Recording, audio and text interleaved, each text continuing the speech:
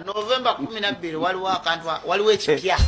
November 12 naye polisi tekkiriza gavumenti etuleke Prophet Matayo tumukoleko kimafiya. Agakagwawo Matayo tali kiddira ebyaddala okukubwa abantu wali ku ofiisi ye agavaayo alumbiddwa bubi nnyo. Ono nno yayogedde ebigambo nti waliwo ekintu ekigenda bbaawo olunaku olw'ejjo wabula naye buli kati tewali muntu yakirabye. Bamulumbaganye ku intaneti mbayina ate n'abamulumbye ku ofiisi nga bagamba lekeraawo imbu bamuyise mufere mbu Matayo ono ayogera ebintu kakati kitutte ebbanga tebibaawo. Kati nina n'abasiraamu bagamba nti ffe obusiraamu bugamba nti ababaka bakoma ku Nabbi Muhammad, abalokole nabo mbayina mu maaso awo ate kw'ossa Abakatuliki amadini galumbye Matayo. Osooka olabe bano bagamba gwe tugenda kukukuba leero. Polisi tekkiriza kutwalira amateeka mu ngalo, naye olwaleero mbadde nsaba Matayo tumukoleko kimafiya.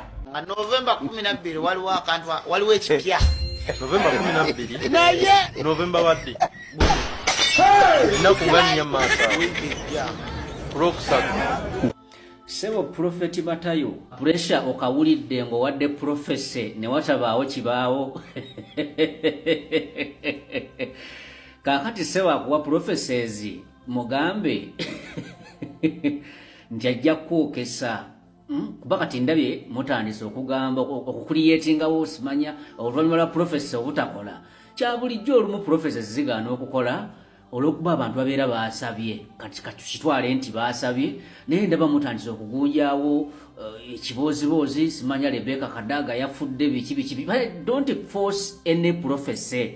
Bw'okola prophecy n'etakola kakkana eyakuwadde prophecy omugambe nti ogenda kunjokesa.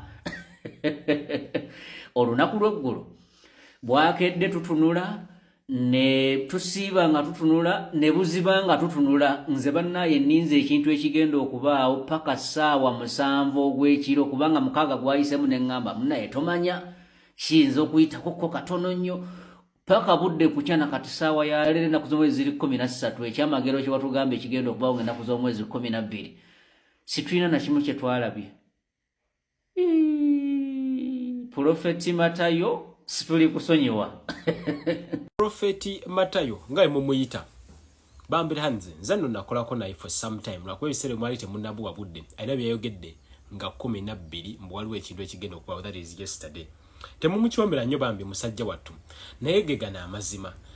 Prophecy eyasembayo okusinziira mu nzikiriza yange ey'obusiraamu era omubaka yasembayo prophet ow'ekitiibwa Nabbi Muhammad sallallahu alayhi wasallam.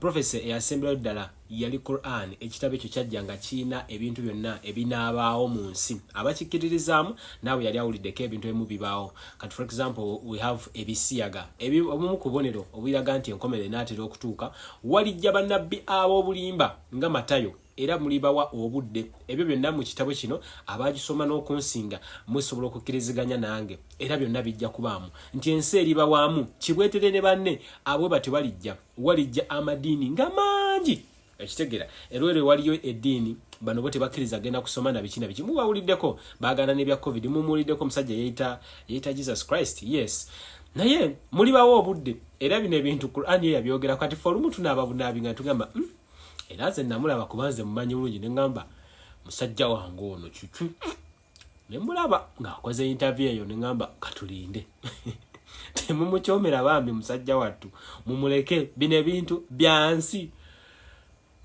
kino kikyaganya okubaawo neka omanyi omusajja ono alina byeyayogeranga nze ng'akola naye kamba nyumizeyo story ng'ebimu tebibaawo lwakuba ebiseera bimwali temunnamuwa budde naye alinamu abaali bamuwa obudde nga tebibaawo naye ng'ensi temukona kinnamutegera naye it is always about time. Mumuleke bambi mumuleke Amyono alina ebigambo byeyogedde. Sebo Matayo nzo ngamba nkebere sina kyenda abakituuseewo kyekituuseewo lekera ebintu by'okutulimbanga ongamba nkebere sina kyenda bye ati siwayi tubuliddeko nti ku kintu naye kati ano ogenda tubuzaabuza bintu bingi ebituuseewo ennyonyi egudde mu America bozi kanaala biki ebintu tebikwatagana kategedde kati enkya tukukeerera mu mapema linda bazuuku naye singa tebituukirira ogenda kutulaba. Akajja mu America mu bimu ku bintu byetuze nga twogera nga November 12 waliwo ekipya.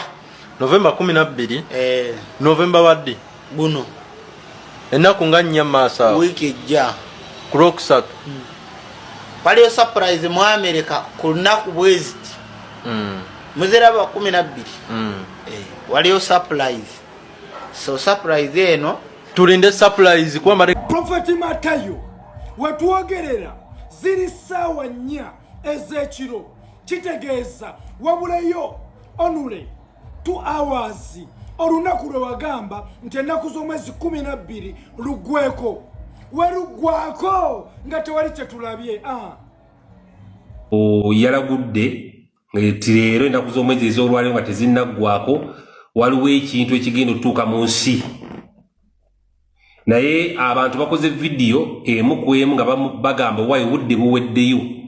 Prophet Matayo yalagudde nti nga ennaku z'omwezi 12 wagenda kubeerawo ekintu ekyenjawulo mu nsi z'abazungu oba mu Amerika. Naye amazima gali nti kitukkiridde. Amawulire kati saazi nagali mu Amerika gali ku trending gali ku Donald Trump. Kati mwami Matayo oba Prophet Matayo tubadde twagala otulagule ku Robert Kyagulanyi ne President Museveni ani agenda okutuula ku ntebe, ani agenda okubeera president wa Uganda. Kuba kati ngenze okulaba buli kyolagula kituukirira. Walagudde ng'ennaku z'omwezi wagenda kubeerawo ekyenjawulo mu Amerika era kituuseewo kibadde ku Trump. Kati tubadde tusaba otulagule ku Robert Kyagulanyi Ssentamu ne President Yoweri Kaguta Museveni ani agenda okulya kano akalulu. Kuba kati nze mpulira byenjagala okutegeera essaawa zinene by'abazungu tubireke. Prophet tuyambe ku ekyo. Ekintu kiwalagudde ekigenda okutuukawo nga tekinnatuuka. Oba yalagudde ki oba yalagudde ki oba yalagudde ki tetumanyi.